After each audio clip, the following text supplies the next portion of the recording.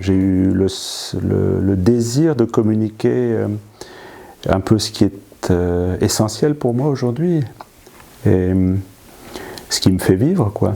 Et aussi, peut-être aussi ce qui a marqué toutes ces années depuis le moment où j'ai découvert l'Évangile, donc ces 40 dernières années, un peu le fil directeur, peut-être le fil conducteur plutôt, c'est vraiment la joie, oui.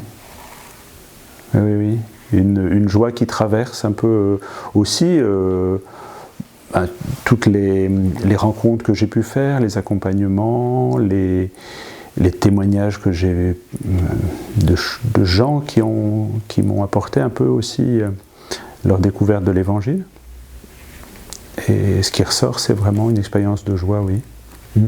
Je crois qu'aujourd'hui, on est dans un monde où on parle un peu plus de ce qui ne va pas.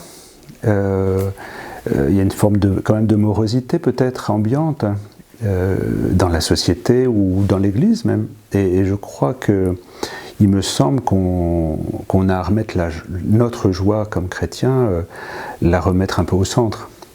Et cette expérience de la joie, il me semble que c'est vraiment un peu le fondement de ce qui nous fait vivre. Hein, il y a une parole dans le Nouveau Testament, je pense que c'est Hébreux chapitre 9, j'ai retrouvé ça hier soir, verset 11. Là, le grand prêtre du bonheur qui vient, pour parler du Christ, le grand prêtre du bonheur qui vient. Et c'est vraiment... oui, c'est ça, c'est redécouvrir à quel point le Christ nous conduit à la joie et nous fait vivre oui, une expérience de joie, oui. Mon désir, c'est que, partant à la fois de témoignages de personnes qui disent quelque chose de leur joie, ou de ma propre expérience à travers mon propre cheminement, à chaque fois déboucher sur une parole pour inviter le lecteur, s'il veut bien, à son tour plonger dans cette expérience à travers la parole, goûter la parole et la laisser résonner pour faire une expérience vraiment de Dieu nouvelle. Et ce que je souhaite, c'est que ce soit une expérience de joie aussi, oui, à chaque étape. Donc, au lieu de faire un commentaire de la parole, je préfère petit à petit inviter le lecteur à faire sa propre expérience, quoi, à travers une forme de lectio, voilà.